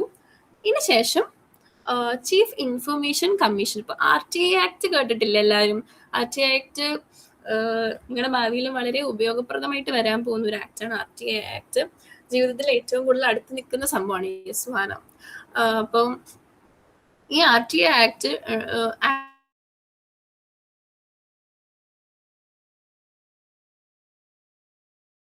അപ്പോൾ ഈ ചീഫ് ഇൻഫർമേഷൻ കമ്മീഷൻ പ്രധാന പണി തന്നെ ഈ RTI ആക്ടിന്റെ എൻഹാൻസ്മെന്റും ഇംപ്ലിമെന്റേഷനും തന്നെയാണ്. അപ്പൊ കറന്റ് ലീഡർഷിപ്പിൽ എന്താ ചീഫ് ഇൻഫർമേഷൻ കമ്മീഷണർ ഇരിക്കുന്നത് എല്ലാവരും റിട്ടയർഡ് ആയിട്ടുള്ള IAS അല്ലെങ്കിൽ മിലിറ്ററി ഓഫീസേഴ്സ് ആണ് എല്ലായിടത്തും ഉള്ളത്. ഇതിൽ 2025 ഇദ്ദേഹം വന്നത്. മുന്നേ ജസ്റ്റിസ് സെക്രട്ടറി ആയിരുന്നു, മിനിസ്ട്രി ഓഫ് ലോ ആൻഡ് ജസ്റ്റിസിലാണ് ജസ്റ്റിസ് സെക്രട്ടറി വരുന്നത്. അപ്പോൾ അതിനുശേഷം ഇപ്പോൾ ചീഫ് ഇൻഫർമേഷൻ കമ്മീഷണർ ആയിട്ട് പ്രവർത്തിക്കുന്നത് രാജ്കുമാർ ഗോയൽ. ഈ പേരുകളും കൂടെ ഒന്ന് ശ്രദ്ധിച്ചു വെക്കണം, വളരെ വേണ്ടപ്പെട്ട പേരുകളാണ്. അപ്പോൾ അതില് ഫങ്ഷൻസ് ഓഫ് ദി CAC നമുക്ക് ജസ്റ്റ് നോക്കിപ്പോ. അതില്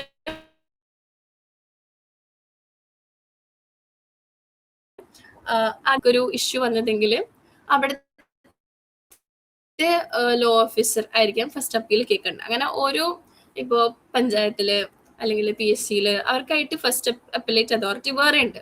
അവിടെ നിന്നുള്ളത് റീസണബിൾ അല്ല, ട്രാൻസ്പെറന്റ് അല്ല എന്ന് തോന്നുകയാണെങ്കിൽ സെക്കൻഡ് അപ്പീൽ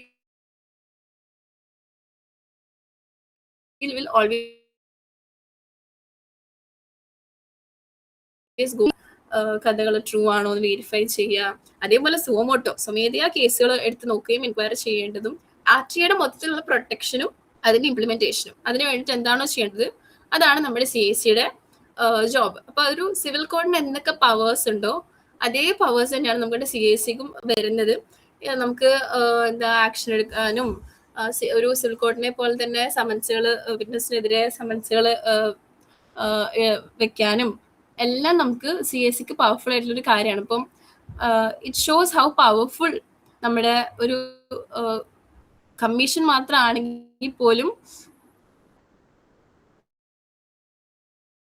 എന്താണ് അവർക്ക് they have got enough power in the CAC. അപ്പോൾ CACയുടെ എന്താണ് കമ്മീഷണറായിട്ട് ആരാ വന്നോണ്ടിരുന്നത്? നമ്മൾ ജസ്റ്റ് ഒരു പേര് പറഞ്ഞായിരുന്നു ഇപ്പോ. ഈശ്വര, എന്തിനു വേണ്ടി തിളയ്ക്കുന്ന സാമ്പാറായോ ഇന്നത്തെ ക്ലാസ്?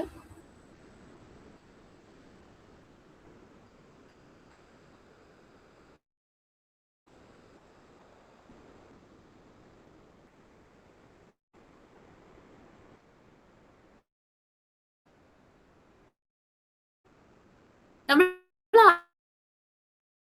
ആദ്യം ഡിസ്കസ് ചെയ്ത ഓർഗനൈസേഷൻ ഏതാ? അത് കേട്ടിരുന്നു എല്ലാരും. എടുക്കുന്നില്ലേ? നമ്മളിപ്പോ കുറച്ചായി പല പല തമ്മിൽ ബന്ധമില്ലാത്ത ആളുകളെ പറ്റി സംസാരിക്കുന്നു. ആദ്യം നമ്മൾ ആരെ കുറിച്ചാ ഡിസ്കസ് ചെയ്തത്? ഒരു ട്രീറ്റി ഓർഗനൈസേഷൻ ആയിരുന്നു. Yes, net. Very good Fazil. അടുത്ത് കഴിഞ്ഞിട്ട് എന്താ നമ്മൾ പറഞ്ഞത്? ഇന്റർനാഷണലിൽ നമ്മൾ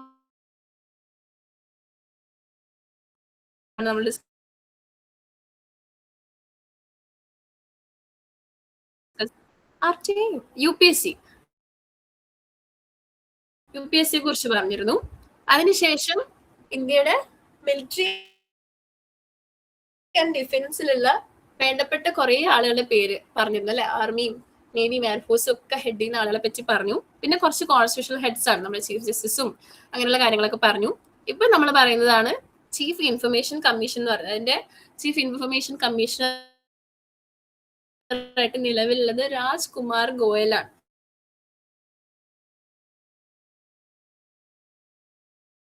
ഇതിന് ഇങ്ങനത്തെ കമ്മീഷണർ ഹെഡുകളും മിലിറ്ററി ഹെഡ് കേട്ടോ, നമ്മുടെ മിലിറ്ററി ഹെഡ്, CDS, ഇവരൊക്കെ ആരായിരുന്നു എന്നുള്ളത് ക്ലിയർ ഓറിയന്റഡ് ആയിട്ട് പഠിക്കേണ്ട കാര്യങ്ങളായതുകൊണ്ടിട്ടാണ് കേട്ടോ. നമുക്ക് കഥ പറഞ്ഞിരിക്കാനുള്ളൊരു സ്കോപ്പ് ഇല്ലാത്തതുകൊണ്ടാണ് നമുക്ക് ഇൻട്രസ്റ്റിംഗ് ആക്കാൻ പറ്റാത്ത. നമ്മളിപ്പോ CAC വരെയും എത്തി. ഒരു സിവിൽ കോർട്ടിന്റെ അതേ പവേഴ്സ് ഉള്ള ചീഫ് ഇൻഫർമേഷൻ കമ്മീഷൻ നമ്മൾ കംപ്ലീറ്റ് ചെയ്യാണ്. അപ്പോൾ ഇത്രയും വെച്ചിട്ട് നമ്മൾ എന്താ ഓർഗനൈസേഷൻസും അതുപോലെ ഡിഫൻസ് ആൻഡ് മിലിറ്ററിയും കവർ ചെയ്തു. ഇതില് കുറച്ച് മാത്രമേ ആയിട്ടുള്ളൂ കേട്ടോ. ഈ പേരുകളാണ് നമുക്ക് ഏറ്റവും ഇമ്പോർട്ടൻറ്റ്. നമുക്ക് ഒത്തിരി കഥ പഠിക്കേണ്ട. എന്തൊക്കെയാണ് ഓർഗനൈസേഷന്റെ പവേഴ്സ്, എന്തൊക്കെ കാര്യങ്ങൾ അവർ ചെയ്യുന്നു, എന്തെല്ലാം കേസസ് ഡീൽ ചെയ്യുന്നു, ഒത്തിരി കഥയിലേക്ക് പോകണ്ട. കമ്മീഷൻ ഡേറ്റ്സ്, ഇങ്ങനത്തെ കാര്യങ്ങളാണ് നമുക്ക് വേണ്ടത്. അപ്പോൾ ഇനി നമുക്ക് കുറച്ച് ഇമ്പോർട്ടൻറ്റ് ഡേറ്റ്സും പ്ലേസസും നമുക്ക് ഡിസ്കസ് ചെയ്യാം. ജോഗ്രഫി റിലേറ്റഡ് ആയിട്ട് വരുന്ന കാര്യം സോബ്രിക്വേ എന്നൊക്കെ കേട്ടിട്ടുണ്ടാവും. അപ്പോൾ അങ്ങനെയുള്ള കുറച്ച് ഡിസ്ക്രിപ്ഷനും കൂടെ കഴിഞ്ഞാൽ ഇന്നത്തെ ക്ലാസ് നമുക്ക് വൈൻഡപ്പ് ചെയ്യാം. അപ്പോൾ ഇമ്പോർട്ടൻറ്റ് ഡേയ്സ് ആയിട്ട് വരുന്നത് നാഷണൽ ടീച്ചേഴ്സ് ഡേ, എല്ലാവർക്കും അറിയുന്ന കാര്യമാണ്, 5th സെപ്റ്റംബർ. പക്ഷെ world teachers day is a different day. അത് 5 ഒക്ടോബർ ആണ്. അപ്പോൾ ആദ്യം നമുക്ക് 5 സെപ്റ്റംബർ നാഷണൽ ടീച്ചേഴ്സ് ഡേയും 5 ഒക്ടോബറിലെ വേൾഡ് ടീച്ചേഴ്സ് ഡേയും രണ്ടും രണ്ട് സംഭവങ്ങളാണ്. യുനെസ്കോ ഇനിഷ്യേറ്റീവ് ആണ് വേൾഡ് ടീച്ചേഴ്സ് ഡേ. നമ്മുടെ ഇന്ത്യയിലെ മുൻ പ്രസിഡന്റ് ആയിരുന്ന എസ് രാധാകൃഷ്ണന്റെ ബർത്ത്ഡേ ആയിട്ട് വരുന്ന ദിവസം ആണ് ഇവിടെ ടീച്ചേഴ്സ് ഡേ ആയിട്ട് ആഘോഷിക്കുന്നത്. ഇവിടെ എല്ലാം 2025 തീമാണ് നമ്മൾ വെച്ചിട്ടുള്ളത്. സോ എക്സാമിന് 2025 തീം ചോദിക്കാൻ സാധ്യതയില്ല. ബട്ട് 2026 തീം ആകാനുള്ള സമയം അടുത്തിട്ടില്ല. ഇതൊക്കെ സെപ്റ്റംബർ ഒക്ടോബറിൽ വരുന്ന കാര്യങ്ങളായതുകൊണ്ട് 2025 തീം വരെയാണ് നമ്മളിത് ഡിസ്കസ് ചെയ്തത്. പിന്നെയുള്ളത് നാഷണൽ എഡ്യൂക്കേഷൻ ഡേ ആണ്. ഇപ്പോൾ 11 നവംബറിൽ മൗലാന അബ്ദുൽ കലാം ആസാദ് നമ്മുടെ ആദ്യ എഡ്യൂക്കേഷൻ മിനിസ്റ്റർ ആയിരുന്നു, ഫ്രീഡം ഫൈറ്റർ ആയിരുന്നു. അദ്ദേഹത്തിന്റെ ബർത്ത് ആനിവേഴ്സറിയോട് അനുബന്ധിച്ചാണ് നാഷണൽ എഡ്യൂക്കേഷൻ ഡേ നമ്മൾ ഒബ്സർവ് ചെയ്യുന്നത്. അപ്പോൾ ഇത്തവണത്തെ തീം വെരി കറണ്ട് റെലവെന്റ് ആയിട്ടുള്ള ഒരു തീമാണ് ഗവൺമെന്റ് ചൂസ് ചെയ്തത്. That is AI and education preserving human agency and national space day. ഇത് എനിക്കൊന്ന് കഴിഞ്ഞ GK ക്ലാസ്സിൽ ചന്ദ്രയാനെ കുറിച്ചൊക്കെ ഡിസ്കസ് ചെയ്തിരുന്നില്ലേ? സ്പേസ് റിലേറ്റഡ് ആയിട്ട് ഡിസ്കസ് ചെയ്തിരുന്നില്ല കഴിഞ്ഞ GK ക്ലാസ്സിൽ? ഈ ശിവശക്തി പോയിന്റും ഒക്കെ കേട്ടിട്ടുണ്ടാവണല്ലോ. ആരും കേട്ടില്ലേ? ആരും ഒന്നും മിണ്ടുന്നില്ല. GK വേണ്ടെന്നാണോ? ഇത് ഇംപ്രൂവ് ചെയ്യേണ്ട പോയിന്റ് ആണ് കേട്ടോ എല്ലാവർക്കും.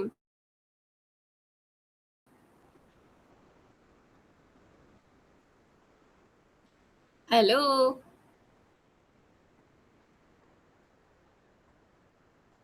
ഹായ് എന്ന് പറഞ്ഞിരുന്നാ പോരാ, അത് ക്ലാസ്സിൽ ശ്രദ്ധിക്കണം. ചന്ദ്രയാൻ 3യെ പറ്റിയൊക്കെ പറഞ്ഞിരുന്നില്ലേ? ശിവശക്തി പോയിന്റ് ഒക്കെ കേട്ടിരുന്നുണ്ടാ?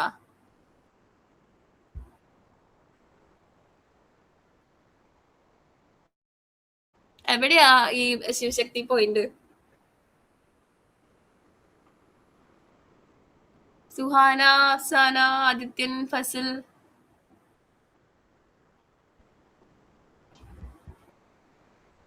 വെറുതെ ജോയിൻ ആയിട്ട് കിടന്നുറങ്ങാ തോന്നിട്ട് എല്ലാരും.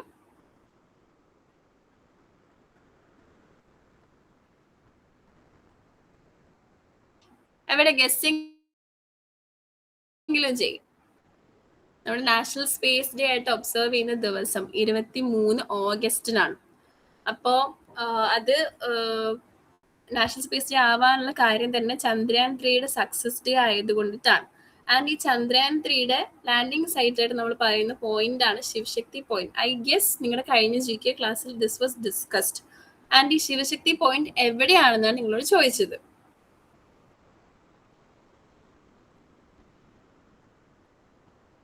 ഏത് സ്റ്റേറ്റിലാ? Dark side of the moon. ബുദ്ധിയുണ്ട്.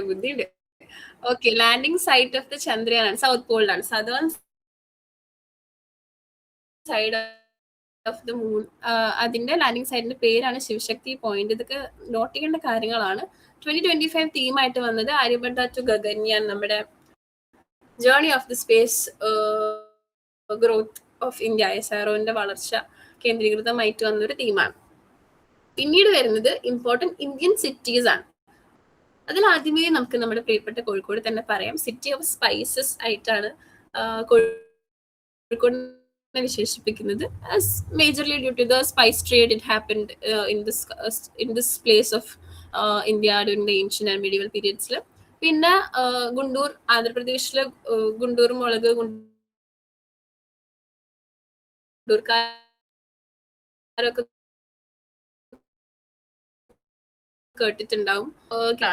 And Kochi is also having a sobriquet named queen of the Arabian sea. ഇതൊക്കെ കേട്ടിട്ടുണ്ടാവാൻ സാധ്യതയുള്ള കാര്യങ്ങളാണ്. മുസിരീസും പഴയ ഹാർബർ കേന്ദ്രീകൃതമായി പ്രവർത്തിച്ച ഒരു സ്ഥലമാണ് Kochi.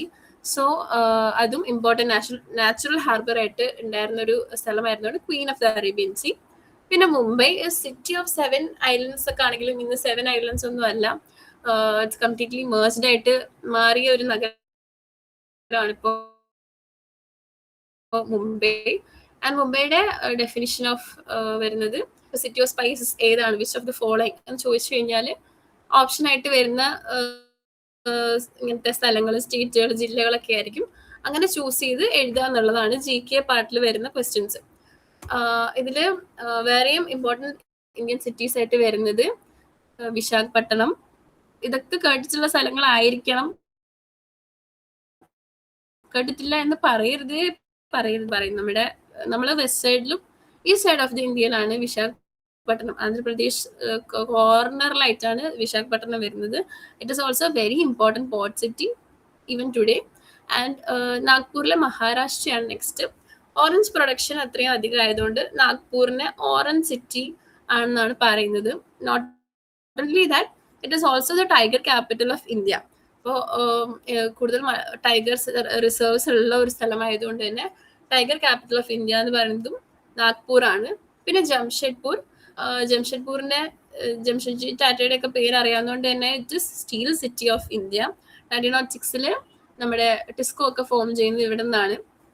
Is the home to Tata steel company, first plant industrial city in India. അത് ജംഷഡ്പൂർ ആണ്. ആൻഡ് നാഷിക് എന്ന് പറയുന്ന മഹാരാഷ്ട്രയിലെ place is the wine capital of India. ഗ്രേപ്പിന്റെ ലീഡിംഗ് പ്രൊഡ്യൂസർ ആണ് Nasik. And it is also called the wine capital, the grape city of India. പിന്നെ ഉദയ്പൂർ, ഇപ്പോൾ ഒരുപാട് സിനിമകളിലൊക്കെ കണ്ടിട്ടുള്ള സ്ഥലമായിരിക്കും Udaipur. Udaipur is the city of lakes. രാജസ്ഥാനിലുള്ളൊരു സ്ഥലമാണ്. ആൻഡ് മേവാർ റൂളേഴ്സ് ഒക്കെ രാജസ്ഥാനിലെ പഴയ രാജ്പൂട്ടിന് ശേഷം വരുന്ന റൂളേഴ്സ് ആണ്. ഇവര് വാട്ടർ മാനേജ്മെന്റിന് വേണ്ടിയിട്ട് ഉണ്ടാക്കിയ കുറേ ലേക്സും ആർട്ടിഫിഷ്യൽ ലേക്സും ഒക്കെ ആയിട്ട് Udaipur is A very beautiful place. അതിലെ മേജർ ലേക്സ് ആയിട്ട് വരുന്ന ലേക്സ് ആണ് പിച്ചോള, ഫത്തേഹ് സാഗർ, ഉദയ് സാഗർ എന്നൊക്കെ പറയുന്ന ഒരുപാട് ലേക്സ് ഉണ്ട്. സോ നമുക്കിവിടെ നോട്ട് ചെയ്യേണ്ട പോയിന്റ് സിറ്റി ഓഫ് ലേക്സ് ആണ് ഉദയ്പൂർ എന്നുള്ളതാണ്. അതിനുശേഷം Nasik wine capital, orange capital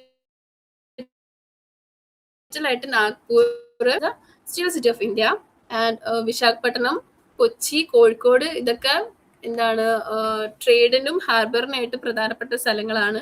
Kozhikode നിന്നാണ് സിറ്റി ഓഫ് സ്പൈസസ് ആണെങ്കിലും ഗുണ്ടൂറാണ് ചില്ലി ക്യാപിറ്റൽ ആയിട്ട് വരുന്നത്. പിന്നെ Mumbai city of 7 islands, Kochi queen of the Arabian sea. അങ്ങനെ ഇന്നത്തെ ക്ലാസ്സിന്റെ വൈൻഡപ്പ് പ്ലേസ് ആയിട്ടുണ്ട്. But I think it was not a very successful class. കുറച്ച് ബോറടി ആയിരുന്നു എന്ന് തോന്നുന്നു അല്ലേ? എല്ലാവരും പല പല ചിന്തയിലാണ്, കേൾക്കാത്ത കാര്യങ്ങളായതുകൊണ്ടിട്ടാവാം എന്ന് തോന്നുന്നു. കുറെ പേരുകൾ പഠിക്കേണ്ടി വന്നു ഇന്നത്തെ ക്ലാസ്സിൽ.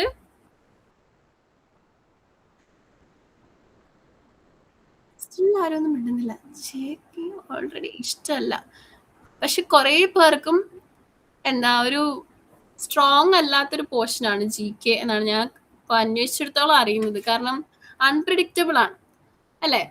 ഇപ്പോൾ മെന്റൽ എബിലിറ്റിയിലാണെങ്കിലും എന്തൊക്കെ type question, speed, time, distance, കുറച്ച് ഫ്രാക്ഷൻസ്, ഇങ്ങനത്തെ കാര്യങ്ങൾ നമുക്ക് മുൻകൂട്ടി പറയാം. ഇപ്പോൾ ഇംഗ്ലീഷിലാണ് ഇഡിയംസ്, ഫ്രേസസ്, അബ്രിവിയേഷൻസ്, ഇങ്ങനത്തെ എന്താ സിലോഗ്യം, ഇങ്ങനെ എന്താണ് വരാൻ പോകുന്നത് നമുക്ക് പറയാൻ പറ്റും. GKയുടെ കുറച്ച് പ്രശ്നം എന്താണെന്ന് വെച്ചാൽ കൂടുതലും കറണ്ട് അഫയേഴ്സ് റിലേറ്റഡ് ആയിട്ട് വരാം.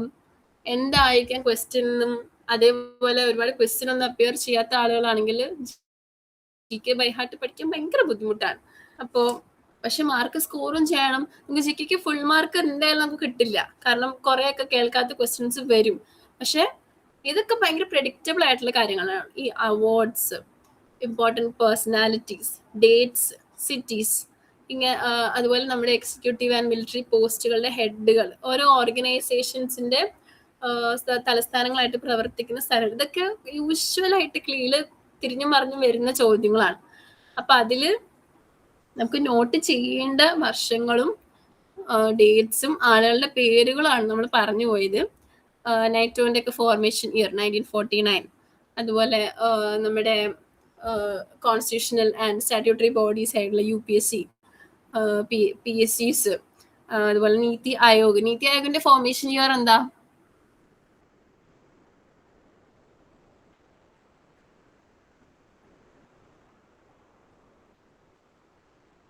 എവിടെ കൂടെയോ കേട്ടു, എവിടെ കൂടെയോ പോകുന്നു ഇതൊക്കെ അല്ലേ? നീതി ആയോഗ് എന്താണെന്ന് ഓർമ്മയുണ്ടോ? നീതി ആയോഗ് കേട്ടായിരുന്നു ഈ ക്ലാസ്സിൽ എപ്പോഴെങ്കിലും?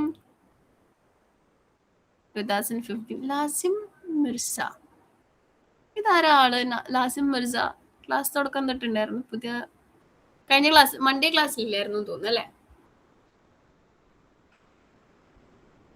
2015 ആണ് കേട്ടോ കറക്റ്റ് ആൻസർ. അതുപോലെ പിന്നെ നമ്മൾ മിലിറ്ററി ആൻഡ് ഡിഫൻസിൽ കുറേ പേരുകൾ ഡിസ്കസ് ചെയ്തായിരുന്നു. അതിൽ ആരുടെയെങ്കിലും പേര്, ഒരു പേര് ഓർമ്മയുണ്ടോ? CDSന്റെ പേര് ഓർമ്മയുണ്ടോ?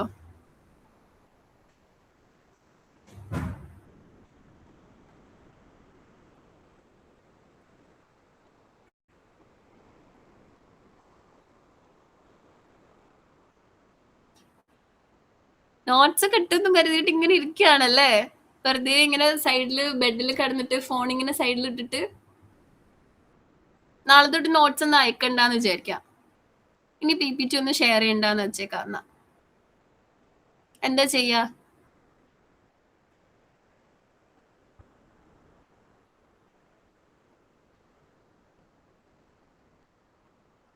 ഇങ്ങനെ സാഡ് ഇമോജി ഇട്ടിട്ടിരുന്നോ? നാളെ എന്നാ വേണ്ട, ഇനി തൊട്ടെന്നാ നോട്ട്സ് ഇടണ്ട. ആരും ക്ലാസ്സിൽ നോട്ട്സ് ഒന്നും നോക്കുന്നുമില്ല, പേരുകൾ ശ്രദ്ധിക്കുന്നില്ല. എത്ര പേരുകളാണ് നമ്മളിപ്പോ ഡിസ്കസ് ചെയ്തത്? അങ്ങനെ പറയില്ല, അങ്ങനെ പറയും. ഫ്രീ ആയിട്ട് നിങ്ങളുടെ കൺവീനിയൻസിൽ ഒരു ക്ലീ കോച്ചിങ് നമ്മൾ ഏർപ്പാടാക്കുമ്പോൾ ഇതൊക്കെ എത്ര പൈസ മുടക്കിയിട്ടാണെന്നറിയോ ഇപ്പൊ ക്ലീ കോച്ചിങ്ങിനൊക്കെ ആളുകൾ പോകുന്നത്? റിപ്പീറ്റ് ഒക്കെ ആയിട്ട് നിങ്ങളുടെ കൂടെ അപ്പിയർ ചെയ്യുന്ന ആളുകളുണ്ട്. കുറച്ചൊക്കെ സീരിയസ്നെസ് ആവേണ്ട ഒരു ടൈം ആയി. വഴക്കുറെ ഉദ്ദേശിച്ചല്ല, എന്നാലും പ്ലീസ് ഗെറ്റിംഗ് കോമ്പറ്റിറ്റീവ്. ഇപ്പോൾ GK എനിക്കറിയാം ബുദ്ധിമുട്ടാണ്, ശരിയാണ്. പക്ഷെ കുറച്ചൊക്കെ ഒന്ന് മനസ്സിരുത്തിയാൽ GKയിലെ ഇമ്പോർട്ടൻ്റ് ആയിട്ടുള്ള കാര്യങ്ങൾ നമുക്ക് പഠിച്ചിട്ട് പോവാം. അറ്റ്ലീസ്റ്റ് ഒരു എലിമിനേഷൻ വെച്ചിട്ടെങ്കിലും ഇത് ഇപ്പോൾ എന്താ ഇമ്പോർട്ടൻ്റ് ആയിട്ടുള്ള ഒരു പോർട്ട് സിറ്റീസ് ചോദിക്കുകയാണെങ്കിൽ കോഴിക്കോട്, ഗുണ്ടൂർ, കൊച്ചി, മുംബൈ എന്ന് പറയുകയാണെങ്കിലും ഗുണ്ടൂർ ഒരു പോർട്ട് സിറ്റി അല്ല എന്നെങ്കിലും ഓർത്തിരിക്കാനുള്ളൊരു കോമൺ സെൻസ് എങ്കിലും നമ്മൾ ഡെവലപ്പ് ചെയ്തിട്ട് പോയേ പറ്റുള്ളൂ ക്ലിക്ക് വേണ്ടിയിട്ട്. ഫുൾ മാർക്ക് GK വാങ്ങണം എന്ന് ആരോടും പറയുന്നില്ല. പക്ഷെ കുറച്ച് കാര്യങ്ങൾ നമുക്ക് നോട്ട് ചെയ്യേണ്ട കാര്യങ്ങളാണ്. അതിലെ ഏറ്റവും ഇമ്പോർട്ടൻ്റ് ആയിട്ട് വരുന്നതാണ് ഈ organisation ഹെഡുകൾ, ഓർഗനൈസേഷൻ്റെ years, formations, NITI Aayog, UPSC, CSC, ഇതൊക്കെ നമുക്ക് നോട്ട് ചെയ്യേണ്ട ഓർഗനൈസേഷൻ കമ്മീഷൻസും കൂടിയിട്ടാണ്. അപ്പൊ അതൊന്നും വിട്ട് കളയരുത്. നോട്ട്സ് എന്തെങ്കിലും വരും, എക്സാംസ് വരും, PPTയും ഷെയർ ചെയ്യും. പക്ഷെ നിങ്ങളും കൂടെ ഒന്ന് മനസ്സിൽ വെച്ചാലേ സംഭവം നടക്കുള്ളൂ കേട്ടോ. അല്ലാതെ വന്നിട്ട് ലാസ്റ്റ് മിനിറ്റിൽ വന്നിട്ട് ഞാനൊന്നും പഠിച്ചില്ല, ക്ലാസ്സിലൊക്കെ കേട്ടത് പക്ഷെ ഞങ്ങളൊന്നും പഠിപ്പിച്ചില്ല എന്ന് പറയരുത്. ഓക്കെ അല്ലേ? എന്തെങ്കിലും ഡൗട്ട്സ് ഉണ്ടോ? GK ഇപ്പോ നമുക്ക് പറ്റാവുന്ന പോലെയൊക്കെ ഡിസ്ക്രിപ്റ്റീവ് ആയിട്ട് പറഞ്ഞു നോക്കി. പക്ഷെ ഇതിന്റെ ഡിസ്ക്രിപ്ഷൻ നമുക്ക് ഒത്തിരി ആവശ്യമില്ലാത്തതുകൊണ്ടാണ്. പിന്നെ ഏറ്റവും എന്താണെന്ന് ചോദിച്ചു കഴിഞ്ഞാല് സംഭവം എന്താണെന്നൊക്കെ മനസ്സിലായോ? യെസ്, മനസ്സിലായി. കേട്ടിട്ടുള്ള ഓർഗനൈസേഷൻസ് ഒക്കെ തന്നെ ആയിരിക്കും. പക്ഷെ കറണ്ട് അഫെയറിലായിട്ട് ഇപ്പൊ ആരാ ഹെഡ് ചെയ്യുന്നതെന്നൊക്കെ ചോദിച്ചാൽ പറയാൻ കുറച്ച് ബുദ്ധിമുട്ടാണ് അല്ലേ? ഇപ്പോ പൊളിറ്റിക്കൽ ഹെഡായിട്ടുള്ള മാർഗരറ്റ്, മിലിറ്ററി ഹെഡായിട്ട് വരുന്ന സെറൻസ്കി, അങ്ങനത്തെ പേരുകള് കുറച്ച് സാധ്യമില്ലാത്ത പേരുകളാണ്. എന്നാലും പഠിച്ചെടുത്തോളില്ലേ? നമുക്ക് അഡ്മിഷൻ വേണ്ടേ? കോഴിക്കോട് വരണ്ടേ? ഗവൺമെന്റ് കോളേജ് കിട്ടണ്ടേ?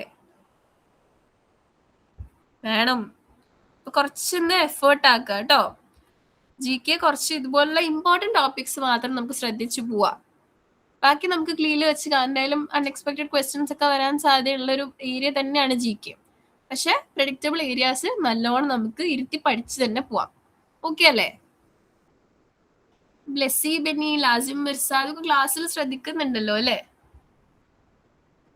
ആദിത്യൻ ഉണ്ടായിരുന്നു, കുറച്ച് മെസ്സേജ് ഒക്കെ അയച്ചു. ലാസിം, മിർസ. ഓക്കെ, ക്ലാസ് ഇവിടെ ഓപ്പൺ ചെയ്ത് വെച്ചിട്ട് പല വഴിക്ക് പോവല്ലേ.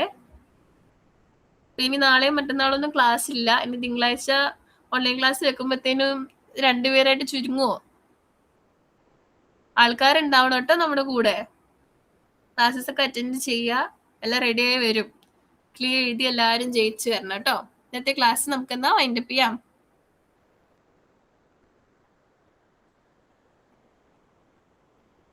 വൈൻഡപ്പ് ചെയ്യേണ്ടതെന്നാണോ? Okay by.